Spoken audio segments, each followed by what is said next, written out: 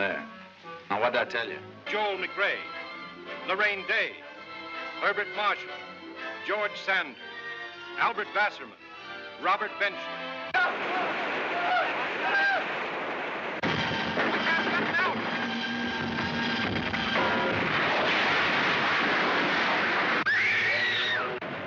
Welcome to another episode of Foreign Correspondents Deeper into Hitchcock podcast. My name is Michał Leszczyk and I'm joined as always by my co-host Sebastian Smoliński. Hello. This is a special episode because we have no guest. We had so many wonderful guests recently that we grew accustomed to it, but today it's just the two of us, but we have a very special treat for you. This is the 24th episode, and we are finally talking about the movie that actually gave the title to our podcast, Foreign Correspondent, singular. Made in 1940, released very soon after Rebecca. This film wasn't produced for David O. Selznick, it was for producer Walter Wanger, and we will tell you a little bit more about it. This is a film that I like a lot, and I assume that Sebastian likes it a lot too. Yes, of course. Spy stories are the best. Yes, a film very much of its time, a thriller in a Hitchcock mode with a character not unlike the main characters of 39 Steps, let's say, this time played by Joel McCrea. However, with an added component of wartime propaganda. This is a film of 1940 and World War II is already in progress, and this film in a way was a propaganda effort to make the American isolationists reconsider their position, and we will talk about that as well. We last time on this podcast we discussed Rebecca and with Professor Patricia White, and it's important to remember that these two films were released almost simultaneously. They actually competed in the Oscar race of 1940, so I would say that Hitchcock arrived in Hollywood with a bang.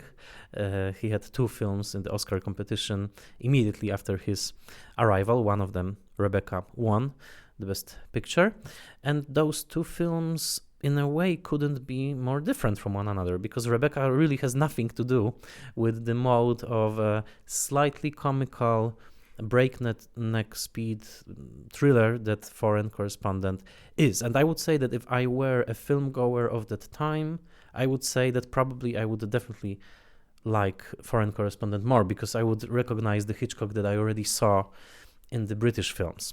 We will also try to comment a little bit on the wartime propaganda context, especially since this film takes place at the beginning of the World War II, or it's being made at the beginning of the World War II, which started by Germany attacking Poland on the 1st September of 1939, and we are always trying to provide you some Eastern European perspective on things. Poland is even mentioned in the dialogues, by the way. So what is your initial take on this film? Yeah, so as you mentioned, it's awesome. We can finally record an episode that has the same title as our podcast itself, which is very cool. And also, as you mentioned, Poland is there as a reference. And of course, I think this movie is especially interesting when we try to approach it from this Eastern European perspective, because of course Hitchcock was almost always interested in Western and Central Europe, and his British movies also they are set either in UK or somewhere in the Balkans, right, which were also a very hot place. And actually there is this joke in Foreign Correspondent, right, when two letters from the neon disappear, they fall down from the neon on the top of the hotel, and instead of Hotel Europe we see Hot Europe, which is one of these you could say political messages that are put there in the movie. But I think it's quite interesting how different countries, Western countries of course, perceive the beginning of the war, and it's very much connected with the idea of how film history actually looks like, right? Because from our perspective, obviously, if a movie was made in 1940, then it was made during the war, of course, right? And I think British perspective is that war started more or less probably at the beginning of the 1940 or maybe late 1939, right? For them, because that's when they decided to say to Germany that, yes, we have a war. And of course, American perspective is even more different, right? This 1941, for Americans, actually, for them, World War II starts in 1941. What comes before is the long period of Churchill kind of trying to court Roosevelt, trying to persuade him to give him more support to enter the war, right?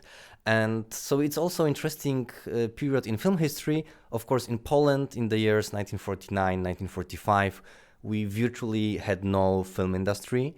Only some filmmakers who emigrated or who were with war troops were shooting some documentaries, right? Or some filmmakers who emigrated to the West were making movies there. But basically, there's not much to talk about. And of course, in US, it's the opposite, right? It's this pretty amazing period. And still, I would say, problematic for film historians when Hollywood finally, if it ever had one, but it finally loses innocence, or so-called innocence. From 1940, 1941 on, these ties between government and film industry are very close. And that's the context for Foreign Correspondent, one of the contexts at least, because we have a socially engaged producer that you mentioned, Walter Wonger, who was, when I was reading about him, I was thinking about Stanley Kramer a decade later, right? This producer who actually makes some kind of message movies, who wants to have his movies as close to reality as possible. And if we have this tension between David O. Selznick and Hitchcock, and Selznick wanted Hitchcock movies to be more into psychology, woman's perspective, etc. And Hitchcock was the one who was thinking about visual devices and extravagant camera setups. That was the tension, that was the basic tension in Rebecca. And here we have a tension between Hitchcock, who actually extends his British period, makes another thrilling spy story, but the producer is the one who wants to have it closer to reality, who wants to almost include headlines in the movie. And he finally succeeds, because also the story of the production of this film is the story of the war as well. A lot of happens during this time. 1940 is a very transformative year in the war. Actually, World War II is in a full swing. 1940. The British are very much engaged in the war, so on and so on. And we have this British director working in Hollywood who somehow needs to respond to that in a certain way, right? It's not his personal movie. It's very much, as I mentioned, the tension between different filmmakers who worked on this one, right? The producer, also the art designer, and Hitchcock and his scriptwriting crew. But in a way, you can see that it's a movie made by a British guy. It somehow goes deeply into this European conflicts of the time. Mm-hmm. Yes, it's very interesting the way in which Hitchcock is trying to enter the war conversation, especially since he is being treated as a deserter by many, including his former boss and friend Michael Balcon, who publishes a piece criticizing Hitchcock for deserting the United Kingdom in the time of war. He is very unkind towards Hitchcock, saying that he basically chose the comforts of Hollywood over fighting over the home front. It's also interesting that we commented in the previous episodes on the almost cartoonish depiction of Eastern and Central Europe by Hitchcock in a film like Lady Vanishes, for example, in which basically Central Europeans are treated as those funny guys with mustaches and who speak in incredibly absurd languages, and who are being gazed upon by those two British guys who are quite aloof from all this tumult of the Balkans, let's say. And I think I don't think that Hitchcock had much understanding of what was happening in this part of the world. He even includes a cartoonish character of Latvian, played by Edward Conrad in foreign correspondent who speaks funny language, and suddenly is fascinated by Scottish kilts. So I think that for Hitchcock, who here even goes as far, and he was not alone in this, as to use fictional language and fictional country Borovia to illustrate that Europe is this messy area where partisanship and nationalisms and shady spy deals are rampant, and this is this film presents its main character, Johnny Jones, played by Joel McCrea, as this no-nonsense reporter who is basically needed in order to go to Europe without any understanding of what's going there. His boss actually sees this as an advantage, that he doesn't have any clue, so his ignorance is his qualification to to make sense of this messy Europe. And it's very charming, because of course it's very charming conceit, to have this American innocent come and simply tell it how it is, set the record straight. But on the other hand, if you come from these parts, you may feel a little bit queasy, I would say, at sometimes, because first of all, this film completely avoids mentioning Nazi Germany's main collaborator at the time, which was Soviet Russia, because that was after the non-aggression pact of Ribbentrop-Molotov, and in 1940, Soviet Russia was actually Nazi Germany's ally, and Poland was invaded on 1st of September from the west by Nazi Germany, and it was invaded from the east on the 17th of September. So, but of course, Hollywood, which was very much under the spell of Soviet Russia throughout the 30s, never mentioned this. They were in shock. They didn't know how to make a sense of this collaboration between Stalin and Hitler, so they decided not to refer to it at all. So this film mentions Hitler, but of course it doesn't mention Stalin. They were almost relieved when in May 1941 Nazi Germany breached the pact, attacked Soviet Russia, and then Hollywood was breathing the collective breath of relief. Oh, finally we know, yes, Russia is good again. So if you remember that, and if you remember what was happening in these parts, the brutality of both German and Soviet soldiers, you may be a little bit skeptical towards this very naive view of the war, and to the very naive view that there's this one older pacifist here, Van Meer, played by Albert Basserman, who was actually nominated for an Academy Award for this part, that he is the treasury of wisdom. Basically the film says, had European politics been entrusted to men like this, those wise pacifists, those wise politicians, then everything would be all right. Well, we know that that's not exactly the case. Having said that, and having also acknowledged that as the Criterion essay, because this film, by the way, just like Rebecca, was released by Criterion, so we can watch it in an excellent quality, that even Joseph Goebbels, the propaganda minister of Nazi Germany, admitted that this was a great propaganda film. So I don't even want to mention all those political naivete, because I think it's there. However, I think it's an excellent film that definitely had to make American viewers at the time really think, should we get involved? And this will be throughout the war, actually. Even in Casablanca, you have a character of Rick who wants to stay neutral but needs to engage, finally.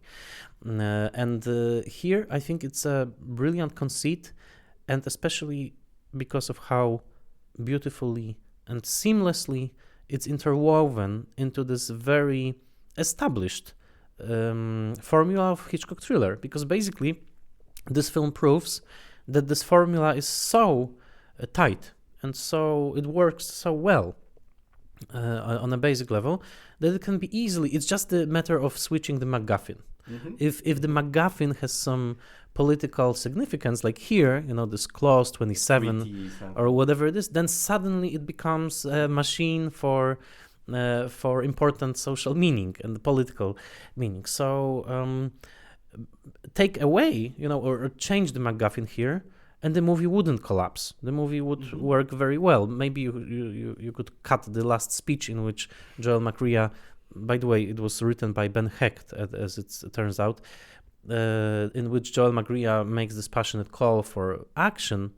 If you cut this, you just have a joyous, funny American English thriller with Joel McCrea providing the necessary portion of American innocence, and George Sanders, who was just in Rebecca, providing the necessary portion of British aloofness and wit as Folliot with lowercase f. And yeah, it's just wonderful. And this film is extremely expensive. It was very expensive. And for example, the scene, this famous set piece in Amsterdam, of a crowd of people crowding the stairs of I think it's a municipal building or a cathedral or whatever, with umbrellas, and it was the whole Amsterdam set was a set. It was so built in Hollywood. yeah, so you can tell that Hitchcock has money. He has resources to do those very elaborate special effects, like a plane crashing into the ocean and water crashing through the window shield. So yes, this is Hitchcock working on a big scale. He's not leaving his comfort zone. I think Rebecca was him leaving the comfort zone. Here he is working straight in his comfort zone. It so happens that he involves the war propaganda, which I think he believed in. I think he was a concerned citizen, and he knew that it's important not to stay neutral. And of course, we will talk later on about his further war films like Lifeboat and 2 shorts that he made later on. I agree with some part of what you said, but I think I'm not sure if this movie is as innocent or, let's say, disinterested in realities as you suggest. Because, for example, when I'm thinking about the Van Meer character, I agree he's shown as this benevolent patriarch, but he's yet another person who doesn't really understand the situation clearly. Actually, he's like, also because he's kidnapped and drugged and so on, he's like a child in a mist, he doesn't really, he doesn't have any agency. And that's I think that's a bleak vision of this film, if we agree this film has a coherent vision.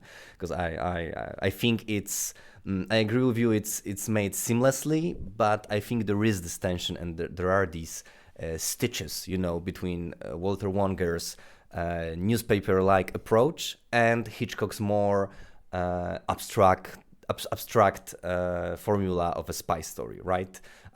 It's pretty late. You can make movies like that in the 1930s, like 39 Steps, The Lady Vanishes, when the war is still not declared. But when you make a film like that in 1940, when Charlie Chaplin makes The Great Dictator, which is like obviously against Hitler and is a very heavily anti-war movie, Hitchcock is doing something different. He's still providing entertainment with just some clues of, like the reference to the real world. But we have this Van Meer who's really not comprehending the whole situation. Of course, he's an experienced diplomat and he understands more or less what is going on. And he's not hopeful as well. I mean, I think he understands that we are heading towards war. That's the feeling that this movie projects, that no matter what you will do, there will be war. But we also have this interesting character of Mr. Fisher, of course, played by Herbert Marshall, whom we know from previous Hitchcock movies, and who is, I would say, he's great here. He's really quite a menace, I would say. And he's a bit like Kevin Spacey. I think Kevin Spacey, let us say this name in our podcast, I think Kevin Spacey has a similar way of kind of projecting this haunting quality of, something sinister going on there, but at the same time, highly cultured personality and ultimately quite honorable person. So I would say the way he's this part of the plot is resolved, that he's a negative character, he's a spy, but he's, after all, there is some redemption in him, right? He dies and he even sacrifices his life.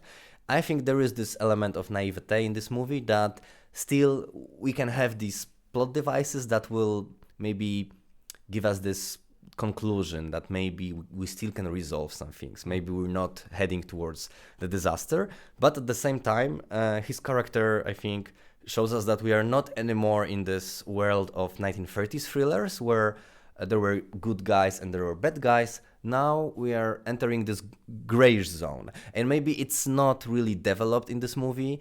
It's not it's not an existential noir that has this all kinds of shades, but I think that the character of Fisher and the way he's played by Herbert Marshall, he's amazing, really, including his limp, which is used here actually very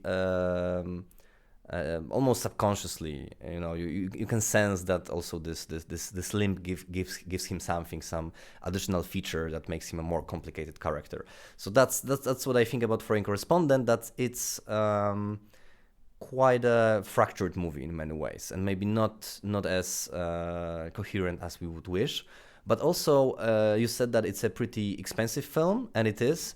And also nowadays, when we think about Hitchcock, the general story is that, of course, he was pre-planning everything. He had lots of sketches, and he was entering the set, and basically it was like a chess match. Everything was settled before the shooting started, right? That he was, the popular image is that he was in a full control of the film set.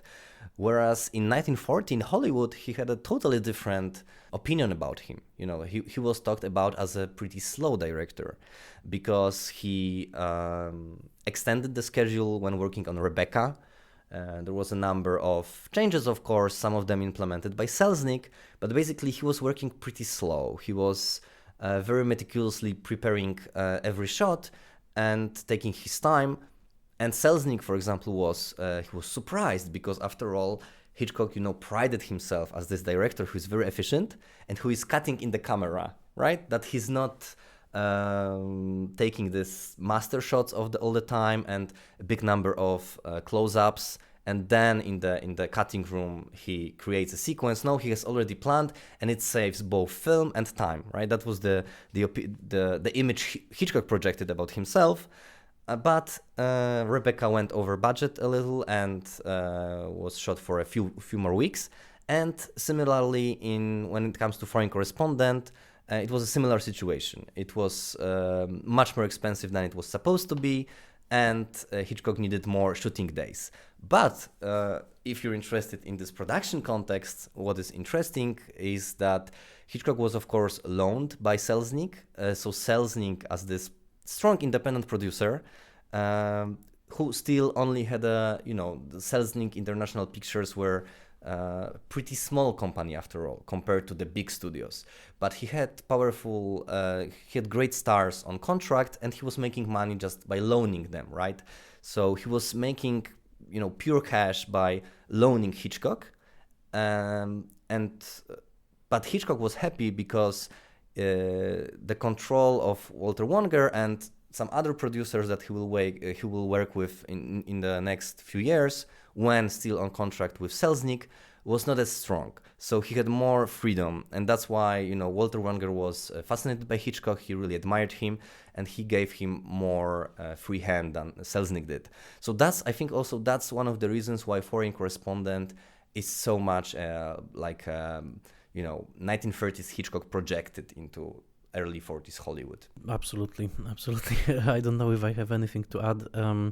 We can mention the screenwriters, Charles Bennett, who is a collaborator of Hitchcock from the British years, Joan Harrison, who a very important contributor to Hitchcock's work at the time, with some dialogue by Robert Benchley, who was the Algonquin wit, and here plays also Correspondent in London that Joel McCrea sees after he arrives. And probably we should also mention William Cameron Menzies, who was a special production effects coordinator. He was a huge influence in the cinema of the 1930s. He directed one of the most famous science fiction films, Things to Come, And here there are so many visual set pieces that are really beautiful, like for example being inside of the turning windmill with all those wheels turning and Joel McCrea trying to navigate them, that are I would say spectacular to this day and would be very difficult to achieve in this day and age without computers. So all those things, and including the plane crash and other effects, are also were designed, and someone actually mentions, I think, on the Criterion disc that it's almost like William Cameron Menzies could be mentioned as co-director of this film, that it was such a big influence. But otherwise, I think yes, I agree with what you said, and I think that it's seeing Hitchcock in a more, I wouldn't say relaxed because it's such a difficult film, but he's in his element here, I would say, and this is a joy to witness. But I must say, after revisiting Rebecca and now revisiting Foreign Correspondent, I think I was expecting, I was waiting for some more psychologically oriented Hitchcock. I mean, I had great fun watching this film, but I think I agree with, for example, Leonard J. Lev, who wrote this classic book, Hitchcock and Selznick, which covers, of course, collaboration of these two men, but also basically covers the first half of the 1940s. And so also it mentions Hitchcock's collaboration with Wonger. I think I agree with him that it was kind of a throwback in a way, of course, after Rebecca, who maybe Hitchcock didn't consider as his very own film, but still that really stood the test of time very well, even as an old-fashioned melodrama at the moment of its premiere, as we mentioned in the previous episode.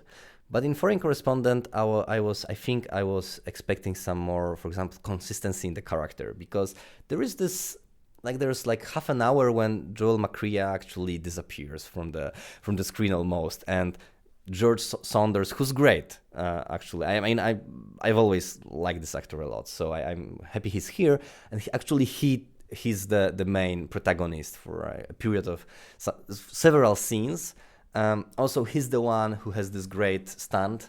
He's jumping from the window, and I'm thinking, well, Joel McCrea should have this moment, this cinematic moment. So, and that's something that Hitchcock I think he will remember that in the future, because when you watch, of course, North by Northwest or Saboteur, he's more consistently staying with the character. He's not just exchanging these puzzles as he likes, right? I mean, I guess he would know later that we need to have more of Joel McCrea and a bit more of his agency, because you're right that the very starting point that we have this innocent journalist, also he's kind of a journalist that likes to quarrel with other people. He's not really professional, in his behavior. He's more of a bit like a gonzo journalist, that he will go there, he will do some tricks, some schemes, to enter, for example, a party or something. So he's one of these, and he's almost fired. He thinks, at the beginning of the movie, he will be fired very soon. So, of course, when, he's played by Joel McCrea, who will very soon be a star of Preston Sturges movies, it gives you this flavor of, maybe a bit of a flavor of this crazy comedy. And of course, this movie, and that's my question to you actually, if you find these scenes convincing, this movie is anchored in this newspaper genre of the 1930s. Do you think it's relevant here? Do you feel it's the beginning of this film, which is set in a press office, do you think it's convincing? It has this flavor of 1930s newspaper comedies? Yes, I think so. I mean, this is the premise. He's the reporter, and I think he's very professional as a reporter. He's like, I don't know, Clark Gable in It Happened One Night, that he will do anything to get at the bottom of the story, And I think that, we have a very different notions of journalism today, because we know that, in a way, we know that the world is more complicated than it seemed in 1930. But it's here, and the big scene at the end is when he dictates the article, basically by making a speech into a hidden telephone. So yes, this is a story of an article being born, of a piece being born.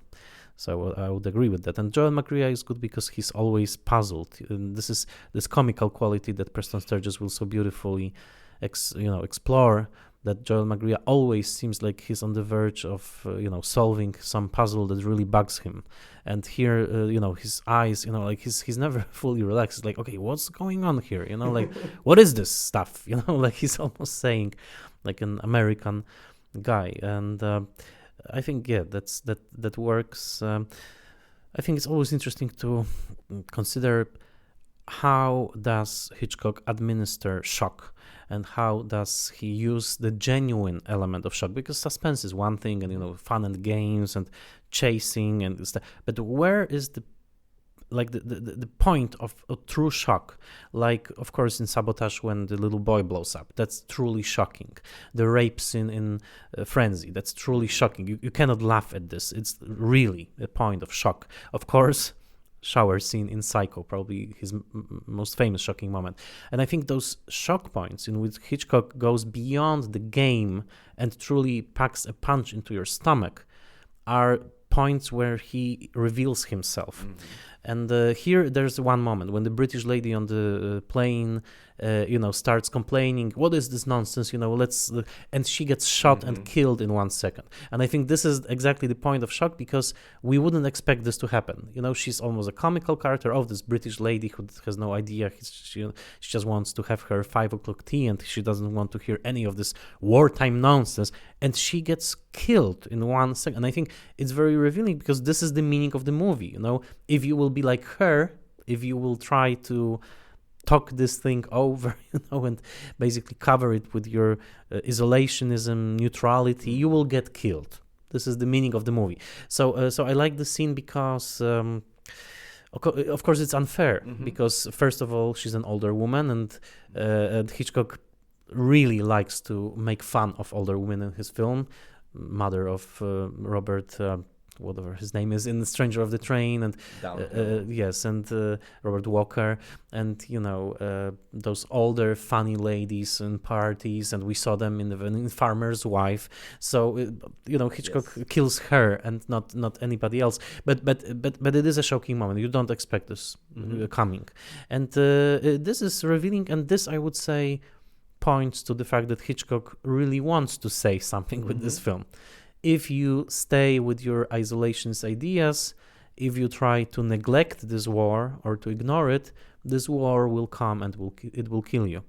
So everything happens later, including the interesting moral choice of a daughter betraying her father, because it's quite surprising. She still loves him. She knows that he's a traitor. I mean, the character of Laraine Day, the daughter of Fisher. But she says, yes, this is more important. The wartime effort is more important than my loyalty towards my father. Interesting scene. But yes, I would say that the single point of shock in the film is exactly this moment. Maybe also killing Van Meer's double on the stairs, which is such a obvious nod to Potemkin and Eisenstein's famous Odessa stairs, even including the bloody shot of a face, with blood on it, which is taken straight from Eisenstein, that you can tell that, it was inspired by this. But yes, I would say that this point, the shocking point here, is that this old lady is killed in front of our eyes, and this probably is the moment in which Hitchcock is most serious in this film.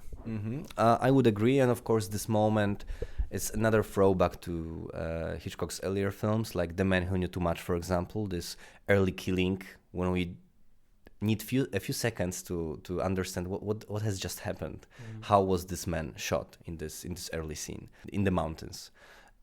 So that's very interesting what you mentioned about these moments of shock, and I would say there are not many of them here. When you compare this film with the intensity of Rebecca, Rebecca is not a violent movie, but it's certainly a very unsettling one and full of this very subdued horror. Here we are in a totally different environment, and I think this movie is waiting for our, maybe not reprisal because it's a Hitchcock classic, but for our renewed attention, because we are in the period when this talk about isolationism in the United States I think now we can really, and scholars can talk about it pretty openly.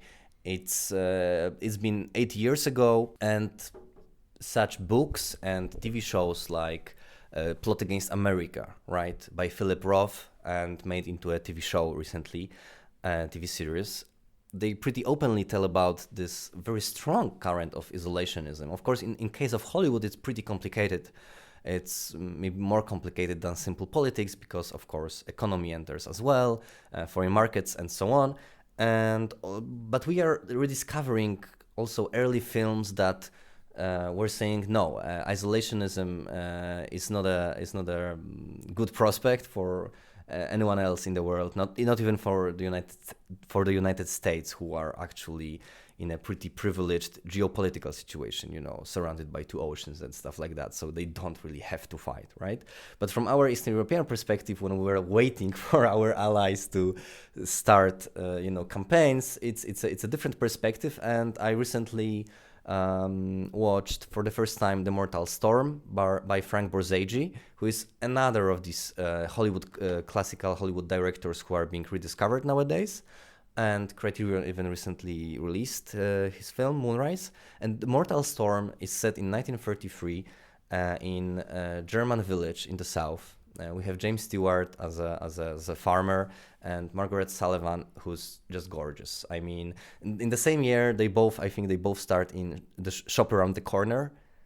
And there's also Frank Morgan. So we have the James Stewart, Margaret Sullivan, and Frank Morgan in these two films. And Shop Around the Corner is one of Lubitsch's loveliest movies. And The Mortal Storm is about this. It's a bit like The Garden of Finzi Continis, when we have this, the laws are changing very slowly, but they are inevitable. We know that Jews will have no rights very soon. We have this privileged overview as people who survived the 20th century, basically.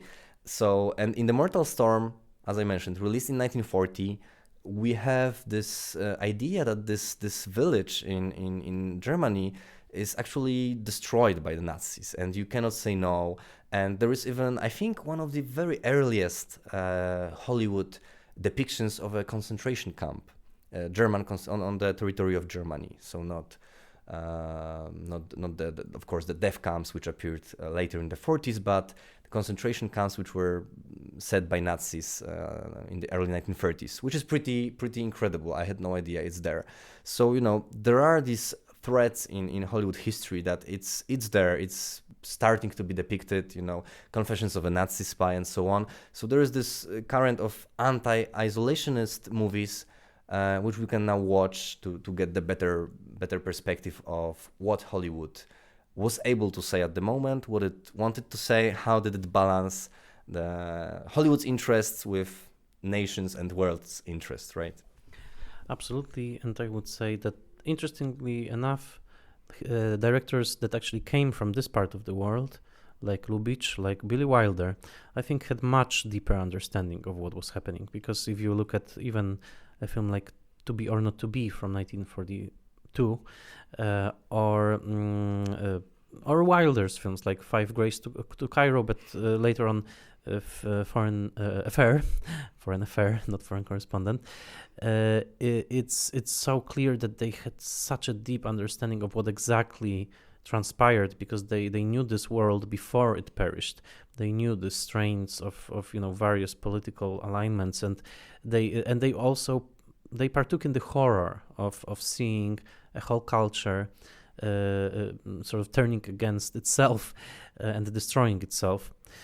Hitchcock doesn't feel this horror. I think he's a British man. He's on top of a great empire, but he does acknowledge that war is serious business, but he doesn't see a world perishing, and Wilder did, and Lubitsch also felt this, and this true horror is in their films.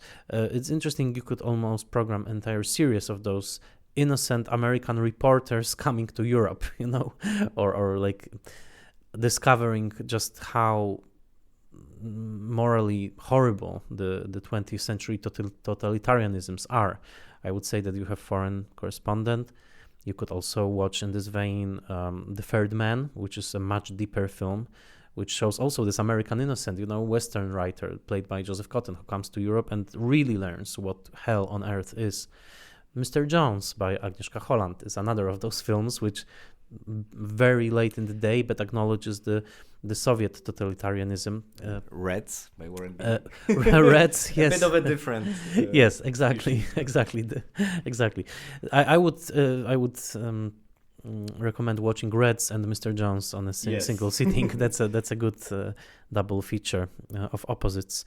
Julia, in a way, is another film. Yeah, exactly. I wanted to mention Fred Zinnemann, who was actually he was born in Rzeszów, not in Vienna, as most people thought up to recently, actually. And Fred Zinnemann was obsessed with the 1930s as this very unsettling period in European history, the period that led to a disaster, to actually like a hell. And he felt that. And, Seventh Cross, his 1944 movie, is another early depiction of concentration camp fugitives, actually, with Spencer Tracy. So, yeah, Fred Zinnemann was another of these Central European filmmakers like Wilder. Mm-hmm.